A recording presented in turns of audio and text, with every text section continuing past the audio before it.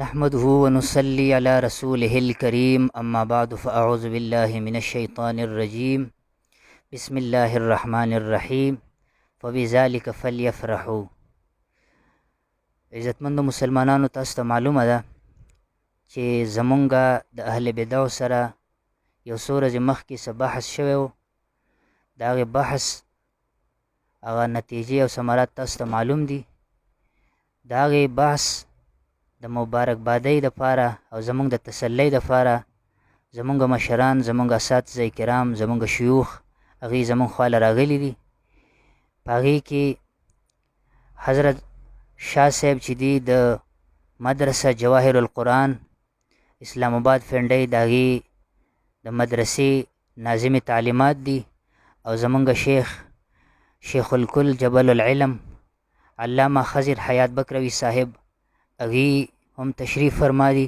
زمونږ نور ملګري مولانا مفتی عثمان صاحب او مولانا قاری عبدالقیوم صاحب او مفتی دلاور صاحب او دا نور ملګري هغې هم تشریف فرما دي.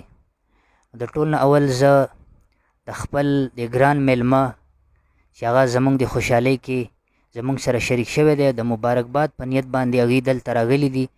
د جواهر القرآن اسلام آباد فنډۍ د هغې د مدرسې ناظم تعلیمات هغې له دا میک ورکوم چې هغې زمونږ د مخې خپل ملفوظات وړاندې کړي. بسم اللہ الرحمن الرحیم. چند دن پہلے اشاعت التوحید و سنہ کے مایہ ناز مناظر مولانا وحید اللہ وحدان صاحب نے ایک مثالی اور ایک قابل تحسین گفتگو کی مناظرہ کیا، جس میں متعدد دلائل سے مسئلہ حق کو واضح کیا. اور یہ اتنی خوشی کی بات تھی کہ سارے جماعتی مخلص علماء و کارکنان کے ساتھ ہم بھی انتہائی خوش ہوئے، اور اسی سلسلے میں آج یہاں حاضر ہوئے ان کو مبارکباد دینے کے لیے، ان کو داد دینے کے لیے کہ انہوں نے سنت انبیاء پہ چلتے ہوئے مشن انبیاء کا دفاع کیا. اور کسی بھی جماعت کا اصلی سرمایہ اس کے مناظرین ہوتے ہیں، جو کہ حدود پر اور بارڈر پر کھڑے ہو کر اپنے جماعتی نظریے اور مشن کا دفاع کرتے ہیں. اور الحمدللہ اشاعت التوحید اس سلسلے میں خود کفیل جماعت ہے. اس میں اکابرین کی محنتیں، خصوصاً ہمارے استاذ امام المناظرین مجدد فن مناظرہ حضرت مولانا محمد یونس نعمانی رحمۃ اللہ تعالی علیہ، انہوں نے اس سلسلے کو چلایا. پھر ان کے مایہ ناز شاگرد ہمارے بڑے بھائی حضرت مولانا علامہ خضر حیات صاحب بکروی مد ظلہ العالی، اللہ ان کا سایہ تادیر جماعت کے مخلص کارکنوں پر باقی قائم رکھے. تو ہم ان کو دل کی اتھاہ گہرائیوں سے مبارکباد پیش کرتے ہیں، اور ان کے لیے دعا گو ہیں کہ اللہ پاک آئندہ بھی ان سے رد باطل اور احقاق حق کی خدمت لیتا رہے. اور اللہ ہم سب کو اور جماعت کے سارے مخلص کارکنان اور علماء کو، تمام مناظرین جو اس فن میں چل رہے ہیں، ان کے ساتھ دلی طور پہ محبتیں کرنے کی توفیق نصیب فرمائے. جزاکم اللہ. علامه شاه صاحب د بهترینو خبرو نه بعد زه خپل استاد محترم چې هغه ټوله دنیا یې پیژني، هغې د تعارف محتاج نه دي، او زمونږ دا میشن چې دی د اصل کې د دې ابتدایي او د دې شروعات هغه د دې له وجې شوي دي، او د دې فتنې د ختمېدلو کې اصلي کردار هغه د دوی دی. مونږ چې دا څه وایو د هغه شاعر خبره زبان میری ہے بات ان کی، بس په دغې قاعدې باندې په دغې قول باندې مونږ چلیږو. نو ټولې دنیا ته پته ده چې دا ټول محنت او کوشش هغه زمونږ سره د دوی و. نور داسې څوک نه و چې هغې مونږ له داسې قسم تسلي را کړی وی چې د کتابونو زه ذمهوار، د ملګرتیا زه ذمهوار، او د عام خرچې زه ذمهوار، دغه ټولې ذمهدارۍ هغوی پوره کړي دي. نو الله تعالی دې د دوی تمامي ضروریات او تمامي حاجات پوره کړي. هغه زه خپل استاد محترم شیخ الکل جبل العلم محقق الدهر چې د دې زمانې یو داسې محقق ده چې مجدد حسابیږي، هغې له دعوت ورکوم چې هغې خپل ملفوظات راوړاندې کړي.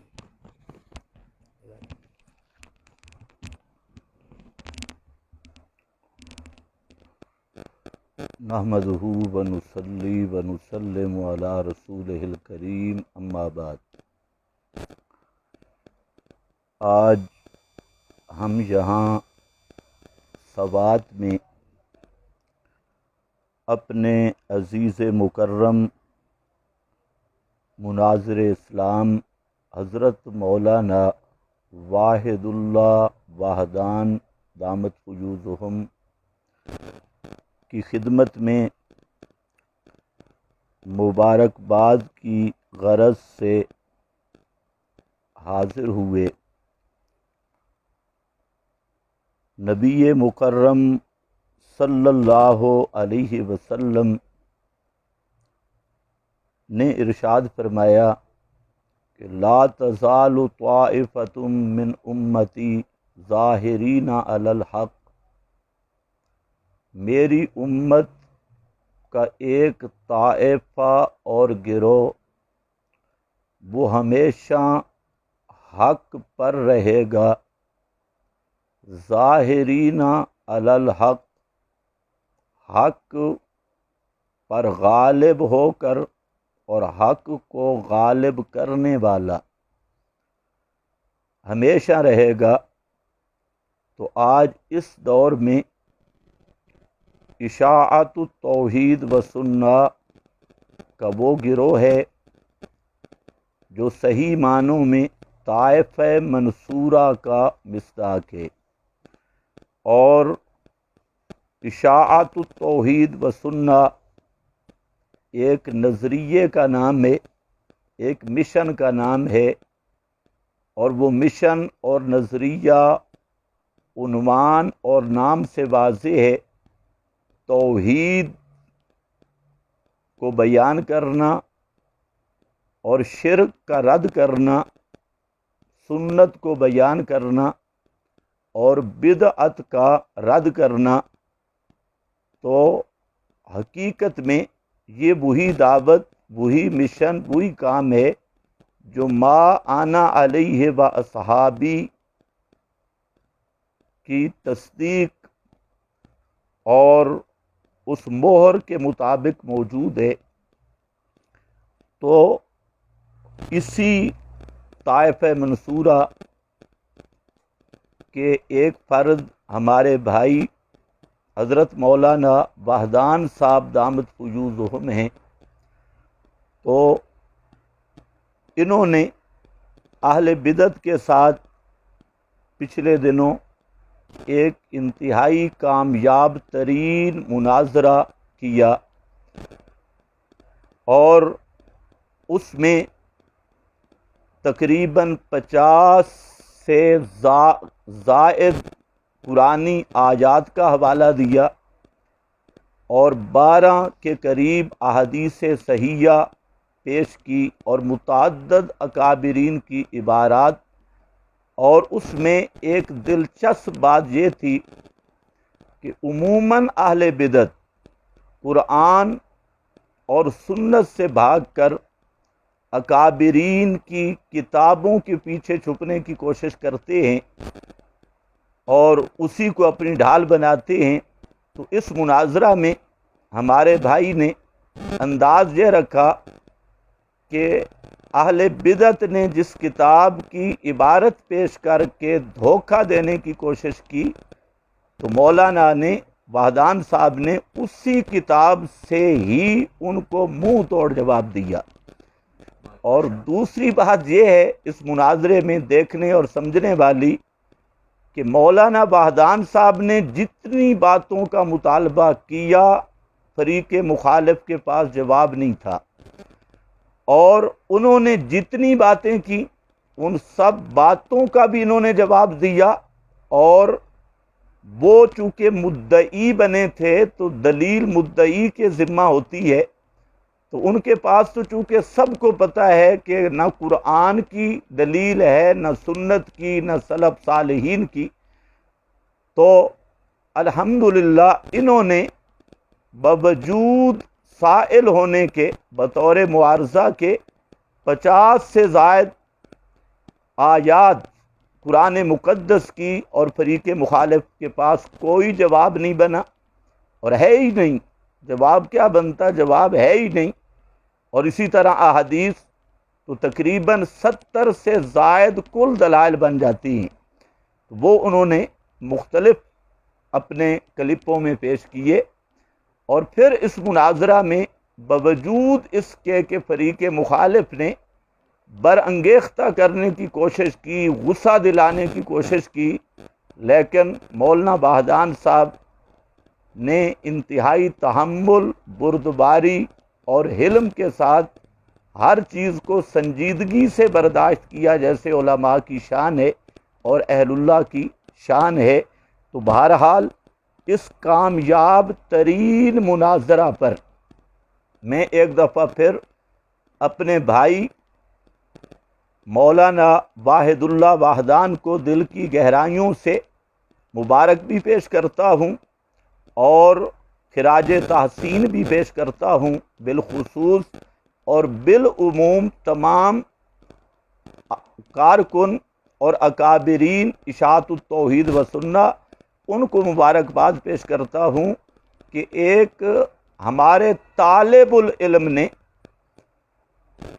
اہل بدعت کے چھکے چھڑا دیے، تو ہمارے علماء کے سامنے اگر کوئی پھنس جائے تو پھر کیا حالت بن جاتی۔ تو ہمارے ایک طالب علم نے سب اہل بدعت کے کلے مسمار کر دیے، ان کے غرور کو خاک میں ملا دیا، ان کی ڈینگوں کو ایسا دبایا کہ اب وہ گیدڑوں کی کوکیں بن گئی ہیں، اور وہ ڈینگیں اب ڈینگیں نہیں رہی۔ تو اسی سے اشاعت التوحید کی علمی قوت اور علمی گرفت اور مناظرانہ صلاحیتوں کا اندازہ لگا لینا چاہیے کہ جن کے طالب علم ان کی گرفت اتنی سخت ہے تو ان کے علماء کے پنجے کی سختی کتنی ہوگی۔ تو بہرحال اہل بدعت کو بھی سبق حاصل کرنا چاہیے، خواہ مخواہ اکابرین کے متعلق بکواس بازی، زبان درازی اور خواہ مخواہ کا یہ کھیل، میں فلانے سے مناظرہ کرتا ہوں، فلانے سے کرتا ہوں، فلانے سے کرتا ہوں، تو ان کو بھی مراقبے میں سوچنا چاہیے کہ نام تو ہم کئیوں کا لیتے ہیں، اور یہ قسمت ہماری یہ تھی کہ ایک طالب علم نے ہمیں الٹا کر دیا اور ہماری ساری چیزیں مسمار ہو گئیں، بشرطے کہ غیرت، حیا اور کچھ شرم موجود ہو۔ تو پھر تو اہل بدعت کم از کم 100 سال تک دوبارہ مناظرے کا نام خیبر پختونخوان میں نہ لیں، لیکن تب کہ حیا موجود ہو اور غیرت موجود ہو۔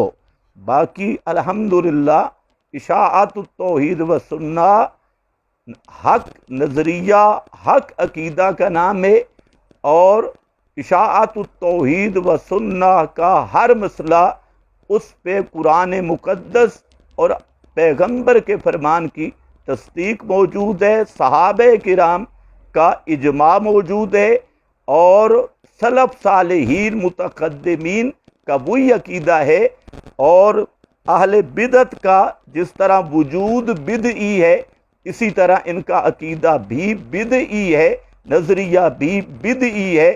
اب آپ اسی بات کو دیکھ لیں، عادتاً مردوں کا سننا،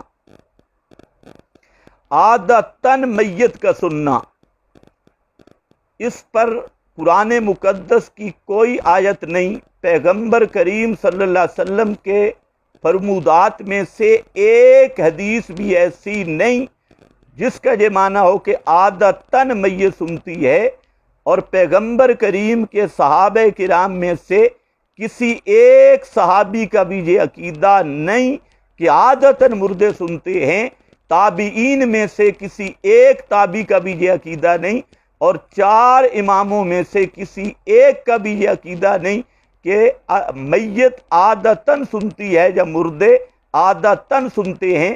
سلف صالحین کا یہ قطعاً عقیدہ نہیں۔ ہاں بعض عبارات میں خرق کے عادت کے طور پہ یا موارد مخصوص کے طور پہ بعض چیزیں بعض حضرات نے اپنے ضابطے کے مطابق لکھی ہیں، لیکن جو عادتاً سماع کا عقیدہ ہے یہ آج کے اہل بدعت کا بدعی عقیدہ ہے۔ سلف صالحین کا دامن اس عقیدے سے بالکل پاک ہے، اور جو ہمارے اکابرین متقدمین صحابہ تابعین ہیں ان کا دامن اس گندے عقیدے سے بالکل پاک ہے۔ پہلے بزرگوں کا یہ عقیدہ بتلانا یہ روافض کی طرح اصحاب رسول پہ جھوٹ بولنا ہے اور سلف صالحین پہ جھوٹ بولنا ہے۔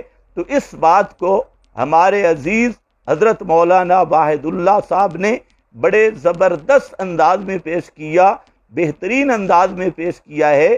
تو میں تمام اشاعت التوحید و سنہ کے مناظرین کی طرف سے مجلس کا صدر ہونے کی حیثیت سے مولانا کو خراج تحسین پیش کرتا ہوں اور مبارکباد پیش کرتا ہوں، اور دعا کرتا ہوں کہ اللہ رب العزت مولانا کی زندگی میں تقوی میں، علم میں، تحقیق میں برکت نازل فرمائے اور ہمیشہ حق کا دفاع کرنے کی توفیق دے اور باطل کا سر کچلنے کی اللہ رب العزت توفیق دے۔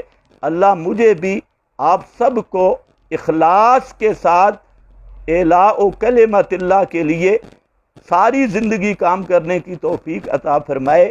وآخر دعوانا ان الحمد للہ رب العالمین۔